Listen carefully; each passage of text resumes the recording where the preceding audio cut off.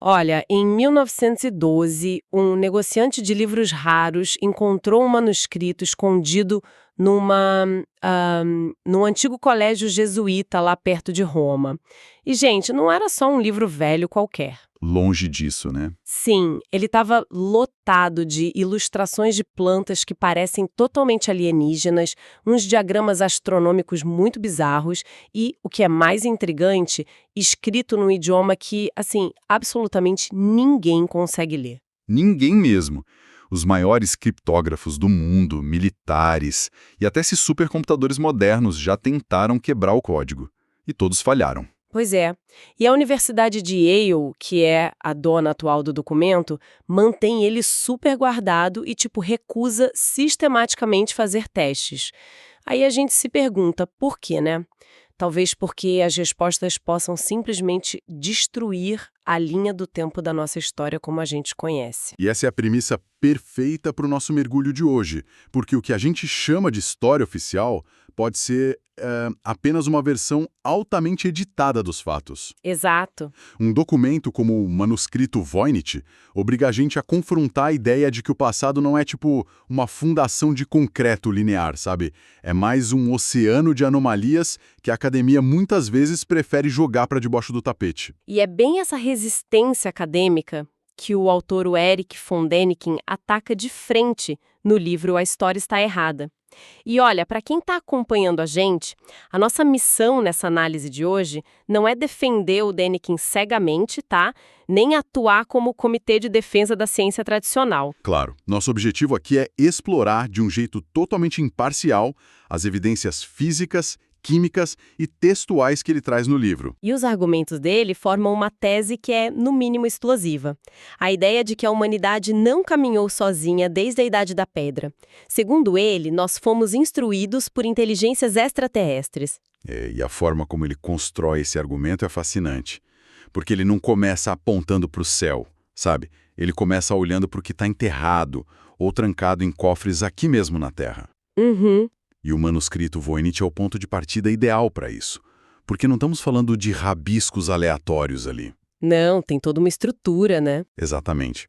A estrutura do texto segue regras linguísticas estritas. Tem sintaxe, tem um ritmo visual que indica um idioma real. E as páginas mostram mulheres em banheiras complexas, conectadas por umas tubulações que parecem pertencer a um laboratório de genética. Nossa, mas espera, vamos por partes. Se a gente tem um livro físico na mão, com páginas de pergaminho reais, o procedimento padrão da arqueologia não seria, fazer logo a datação por carbono 14 para acabar com o mistério de quando ele foi escrito? Deveria ser, né? Então, por que Yale foge desse teste básico? Eu fiquei muito chocada com isso. É que o Däniken aponta um contexto histórico crucial para essa recusa. Na década de 60, a Universidade de Yale se envolveu num escândalo gigantesco com o chamado Mapa de Vinland. Ah, o famoso mapa dos Vikings? Esse mesmo. Um documento que supostamente provava que os vikings tinham mapeado a América do Norte muito antes do Colombo. A universidade comprou isso por uma fortuna. Só que logo depois, testes químicos sugeriram que era uma fraude, feita com tintas modernas. Vixe. Mas aí testes subsequentes mostraram anomalias que validavam a antiguidade do pergaminho. Ou seja, a disputa virou um verdadeiro pesadelo acadêmico. E aí eu simplesmente não quer colocar a reputação deles em jogo de novo com o Voynich. Olha, o que é muito conveniente para manter o paradigma atual, vamos combinar. E sem contar que existe aquela suspeita super antiga de que o autor do manuscrito poderia ser o Roger Bacon. Sim, o monge franciscano. Isso. Aquele gênio do século XIII que já descrevia máquinas voadoras e navios sem remadores séculos antes da Revolução Industrial. Mas sabe o que o mais me impressiona no argumento do Däniken? O quê? É que ele não trata o Voynich como um evento isolado no mundo. Ele simplesmente atravessa o oceano e vai buscar uma correlação improvável lá numa pequena cidade do Equador chamada Cuenca. Ah, a famosa coleção do padre Carlo Crespi? Sim. Essa parte é loucura. Por décadas, os indígenas locais traziam para esse padre uns artefatos de ouro, prata e pedra que eles encontravam nos sistemas de cavernas bem profundas lá na selva. E no meio de milhares de peças, o Däniken foca numas anomalias gritantes, tipo uma pirâmide de metal sólido com elefantes gravados. Peraí, elefantes? Animais que, assim, biologicamente falando, não existem e nunca deveriam ter existido na América do Sul pré-colombiana. Precisamente. E mais importante para essa conexão com Voynich, tinha na coleção desse padre Crespi um painel de ouro maciço de uns 60 centímetros, contendo 56 símbolos muito bem organizados. Certo. E os caracteres estampados nesse ouro sul-americano têm uma semelhança absurdamente perturbadora com a caligrafia ininteligível do manuscrito europeu. Mas calma aí. A primeira reação de qualquer arqueólogo sensato seria dizer que isso é fraude, né? Ou talvez uma arte indígena que, por pura coincidência estatística, gerou símbolos parecidos. Como é que o Däniken separa o que é só uma coincidência artística de uma evidência real de contato extraterrestre? Então, a defesa dele é baseada na criptografia. O Däniken argumenta que qualquer idioma, seja terrestre ou não, precisa de uma pedra de Rosetta para ser decodificado. Ah, material comparativo, tipo um dicionário? Exato. Tem que ter material abundante. Ele sugere que textos como Voynich, ou essas placas do Equador, não foram forjados por monges entediados ou artesãos isolados. Eles seriam, na verdade, registros intencionais, manuais deixados para trás por visitantes. Caramba! E o motivo de todos os nossos supercomputadores falharem é que essa linguagem não compartilha a evolução orgânica dos alfabetos humanos. Faltam os dados paralelos para cruzar as informações, sabe? Nossa, isso faz todo sentido lógico dentro da teoria dele. Certo, vamos desempacotar isso. O que a gente tem na mão é tipo um pendrive da Idade Média. O hardware tá ali, o ouro, o pergaminho, mas falta pra gente o software para conseguir acessar os dados. É uma ótima analogia. Isso obriga a gente a mudar a perspectiva. Se esses textos que estão cheios de diagramas astronômicos e botânicos impossíveis para aquela época foram de fato deixados para trás, a grande pergunta é quem escreveu? É. E aí que a investigação dá um passo ainda mais profundo na teologia e na literatura antiga. Mais especificamente, no livro de Enoque. Ah, o sétimo patriarca. Isso, ancestral direto de Noé. A tradição religiosa moderna trata esse texto como uma coleção de parábolas, alegorias, umas visões espirituais que um homem teve em transe. Claro, porque para a academia é a explicação mais segura, né? É muito mais confortável dizer que foi só um sonho do que lidar com as descrições literais que ele faz no texto. Com certeza. Mas o Däniken recusa essa lente da alegoria.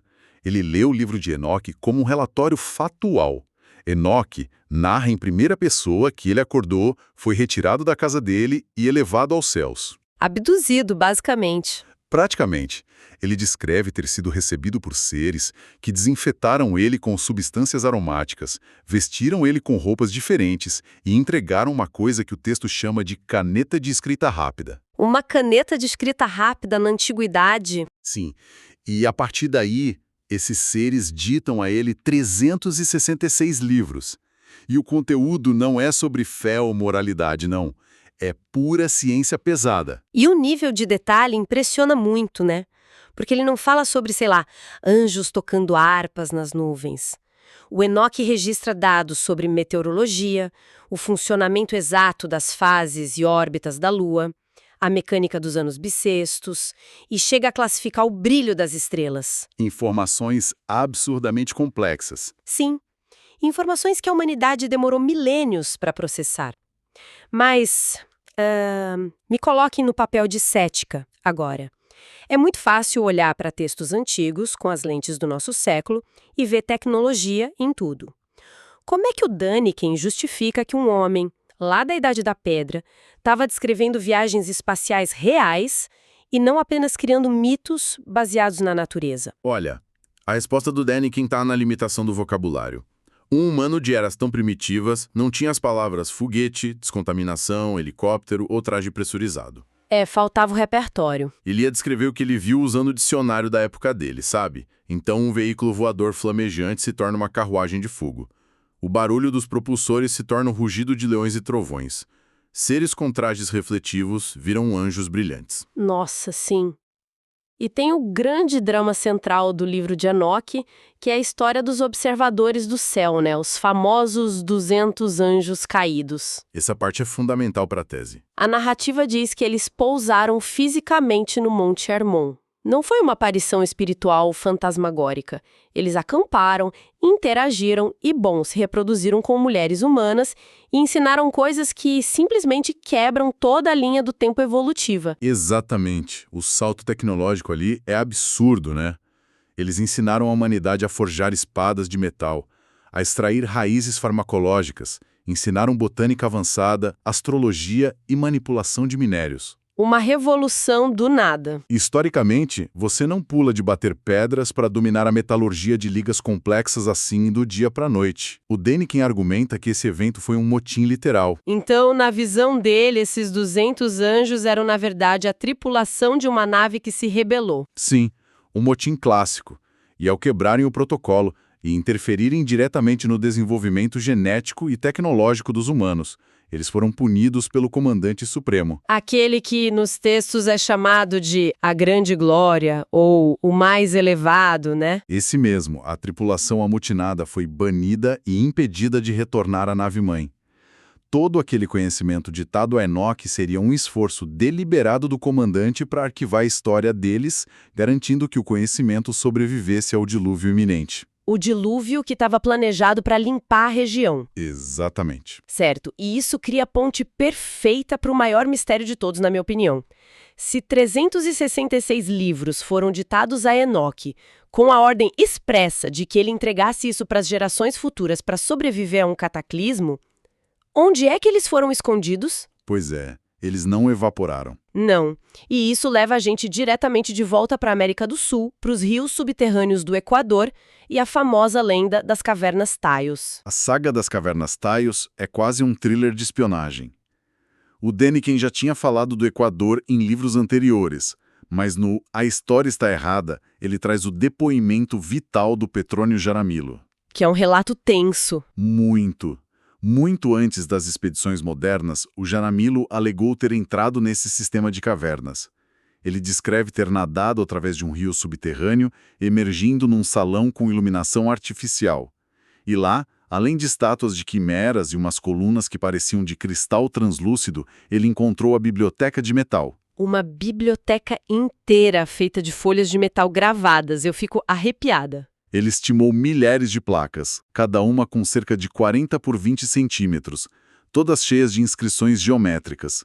O Jaramillo até tentou montar uma expedição oficial com o governo para catalogar e provar a existência do local, mas ele foi tragicamente assassinado antes que pudesse revelar as coordenadas exatas. É uma daquelas perdas irreparáveis para a pesquisa alternativa, mas é aqui que o Däniken dá um salto argumentativo que, olha, é de dar um nó na cabeça de qualquer um. Ele não apenas compila a lenda das placas do Equador, ele cruza isso com a origem de uma religião estabelecida e moderna. Sim, a Igreja de Jesus Cristo dos Santos dos Últimos Dias, os Mormons. E lembrando o pessoal de casa que a gente está apenas relatando a pesquisa do livro de forma neutra, tá? Com certeza, totalmente imparcial. Mas a ligação que ele faz é impressionante. É, sem dúvida, o ponto mais controverso e fascinante da tese dele. O Joseph Smith, que é o fundador do mormonismo, afirmou ter sido guiado por um ser chamado Moroni, lá no século XIX até uma colina, nos Estados Unidos, e lá ele desenterrou placas de ouro que continham um antigo registro histórico das Américas. E a parte crucial é o que está escrito dentro do livro de Mórmon, especificamente no livro de Éter. É lá que se conta a saga dos Jareditas. E quem foi Jared na genealogia bíblica? O pai de Enoque. O próprio. O texto relata que esses Jareditas receberam a ordem de cruzar o oceano, abandonando o Velho Mundo. Mas a forma como eles fizeram isso é pura engenharia, não é só um milagre invisível. Não, a descrição técnica é impressionante para um texto religioso tão antigo. O livro de Éter descreve que eles construíram embarcações hermeticamente fechadas. O texto diz que eram embarcações apertadas como um prato, ou seja, seladas. Submarinos, praticamente. Sim, e como não tinha janelas para não entrar água durante as tempestades, o líder dos Jareditas perguntou ao Senhor como eles respirariam e como teriam luz, já que não podiam acender fogueiras, sem consumir o oxigênio num ambiente todo selado. Gente, isso mostra um conhecimento químico de combustão e oxigênio que é totalmente fora do tempo. Sim, e a solução dada pelo Senhor foi fornecer 16 pedras transparentes que ele tocou e as fez brilhar no escuro. Elas serviram como fonte de iluminação artificial durante toda a travessia. E o que eles traziam no porão desses barcos? Chapas de metal contendo registro histórico desde a criação do mundo. Exato. Pense na magnitude disso para quem nos acompanha. Imagina descobrir que a fundação de uma religião mundial, os textos sagrados em que milhões baseiam a vida, poderiam ser, na verdade, diários de bordo e manuais de engenharia de uma inteligência extraterrestre. E o Denikin faz uma provocação teológica fortíssima aqui. Faz mesmo. Ele diz que um Deus onipotente, o criador do universo inteiro, não precisaria descer para dar dicas de como vedar as juntas de um barco de madeira. E nem precisaria improvisar pedras radioativas ou elétricas para fazer luz. Um milagre simples e pá, resolveria. A análise do Denikin aponta que esse senhor não era o Espírito Santo ou o grande arquiteto do universo. Era um comandante extraterrestre pragmático.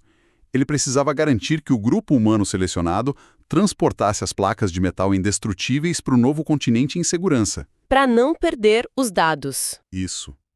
O objetivo supremo era preservar as evidências físicas de que eles intervieram no nosso DNA e na nossa cultura. Guerras e razão. Basicamente os dias de hoje. Mas, assim, placas de metal escondidas em cavernas podem ser facilmente tratadas como lendas ou delírios coletivos. Se uma civilização avançada realmente operou aqui na Terra, se ensinaram astronomia e metalurgia em escala global, não faria sentido deixarem marcas maiores, Claro. algo que não pudesse ser trancado numa gaveta numa universidade americana. Com certeza. E isso leva a gente diretamente para as anomalias geológicas de proporções épicas que estão lá a céu aberto. O platô desértico de Nazca, no Peru. Nazca é tipo o campo de batalha definitivo entre a arqueologia tradicional e a ciência multidisciplinar. Sem dúvida. Os arqueólogos clássicos, como o Marcus Heindel e o Johnny Isla, olham para aquelas linhas retas que cruzam montanhas por quilômetros e afirmam com certeza absoluta são apenas rotas de procissão religiosa. Eles dizem que os antigos peruanos andavam ali orando aos deuses da água e da agricultura. E fim de papo. É a famosa navalha de Ockham da arqueologia, né? Se a explicação mais monótona resolve, eles simplesmente não investigam mais fundo. Mas o Deniken não aceita essa resposta preguiçosa. Ele decidiu combater a arqueologia não com suposições, mas com dados físicos e químicos. Foi lá e mediu tudo. Exato. Ele financiou uma equipe multidisciplinar da cidade de Dresden, na Alemanha, liderada pela pesquisadora e geóloga Kirsten Hartsit. Eles não foram varrer a areia em busca de cerâmica. Foram equipados com magnetômetros e sensores de resistividade elétrica. E os dados que a equipe alemã publicou simplesmente destroem a teoria da procissão religiosa. Eles descobriram anomalias magnéticas super precisas, onde a assinatura magnética dentro das linhas difere drasticamente do solo a apenas 1 metro de distância fora delas. É bizarro. E mais do que isso, descobriram níveis absurdamente altos de arsênico concentrado ao longo de certas rotas. E aqui é vital a gente entender o porquê disso ser chocante. Porque arsênico não brota no meio do deserto no formato perfeito de uma pista geométrica. Em altas concentrações, o arsênico é frequentemente um subproduto de processos industriais severos ou de combustíveis e propelentes avançados. Exatamente. A química do solo aponta para a contaminação industrial, não para cultos religiosos. E além disso, as medições geoelétricas mostraram que a condutividade do solo sofre uma alteração massiva até 2 metros de profundidade, acompanhando perfeitamente a extensão dos geoglifos na superfície. Nossa, 2 metros? Sim, pessoas andando descalças ou de sandálias por centenas de anos podem até compactar a superfície, mas elas não alteram a assinatura elétrica do solo profundo. Houve uma intervenção mecânica muito pesada ali. Isso sem mencionar montanhas inteiras que tiveram os topos completamente fatiados, nivelados artificialmente como tabuleiros de xadrez gigantes. O que mostra uma falha estrutural absurda no método científico dominante. quando uma anomalia elétrica química flagrante bate de frente com a teoria pacata do caminho de processão, o meio acadêmico, infelizmente, prefere fingir que o arsênico e a física simplesmente não existem. Muito mais fácil, né? Preferem ignorar o maquinário pesado necessário para cortar uma montanha, até que reescrever a evolução tecnológica da humanidade. O Däniken argumenta que a arqueologia se isolou das ciências exatas. Eles se baseiam no dogma de que a humanidade sempre evoluiu num vácuo, totalmente isolada no cosmos. Qualquer coisa que perturbe esse isolamento é sumariamente ridicularizada ou taxada de rituais simbólicos inexplicáveis. E é impressionante como, no fim do livro, ele amarra todos esses fios aparentemente distantes. Do manuscrito inquebrável na Europa e o Equador, até as bases do mormonismo e os dados eletromagnéticos lá de Nazca. Tudo deságua no que ele chama de a teoria do zoológico Terra. Essa é a conclusão épica da obra. O Däniken propõe que a Terra é tipo um sistema de observação fechado, algo como um experimento em quarentena. Um laboratório. Isso. Inteligências cósmicas interferiram geneticamente nos nossos ancestrais primitivos. Eles nos guiaram, sutilmente fornecendo ferramentas mentais e tecnológicas em pontos-chave, utilizando profetas como Enoque. E nos deixaram manuais de instruções esperando um momento em que a gente tivesse intelecto para decifrar tudo isso. Mas a grande pergunta que fica é por que o embargo? Por que não pousar logo na praça principal de uma grande cidade hoje e jogar a real? Segundo ele, a quarentena se mantém por causa da nossa própria natureza agressiva. A humanidade ainda utiliza suas maiores descobertas para fabricar armas de destruição em massa, né? Infelizmente, sim. Por sentido entregar os segredos do universo a uma civilização que pode usá-las para explodir o próprio planeta. E é por isso que associações fundadas para buscar essas respostas, como a ABES, defendem a pesquisa rigorosa, mas sem as amarras do paradigma conservador.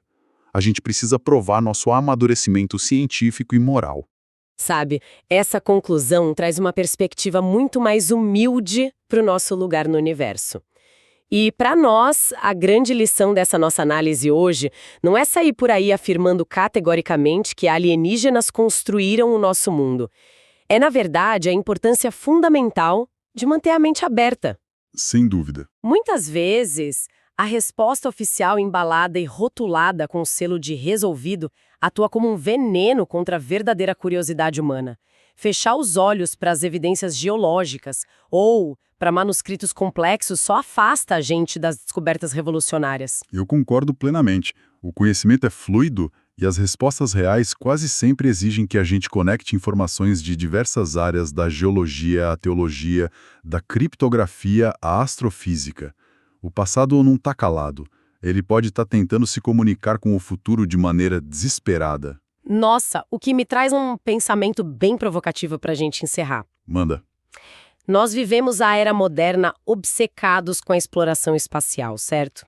Construímos radiotelescópios gigantescos e investimos bilhões em programas que ficam enviando ondas de rádio e mensagens matemáticas para os cantos mais escuros e distantes do universo. Nós gritamos no escuro na esperança de que alguém ouça. Sim, é uma busca incansável. Mas e se, no fim das contas, toda essa busca tecnológica, frenética, essa obsessão cósmica profunda for, na verdade, um instinto subconsciente? E se no nosso DNA alterado nós estivermos apenas tentando ligar de volta e dizer tipo, nós estamos prontos para as mesmas inteligências que desceram e entregaram aquela caneta rápida nas mãos de Enoque milênios atrás? Caramba, isso dá o que pensar. Talvez o que chamamos de história não passe de um espelho refletindo um contato que a gente ainda não conseguiu compreender por completo. Fica aí o mistério para todo mundo pensar. Muito obrigada pela parceria de sempre na nossa investigação. Eu que agradeço. Foi um mergulho e tanto. Até a nossa próxima análise, pessoal!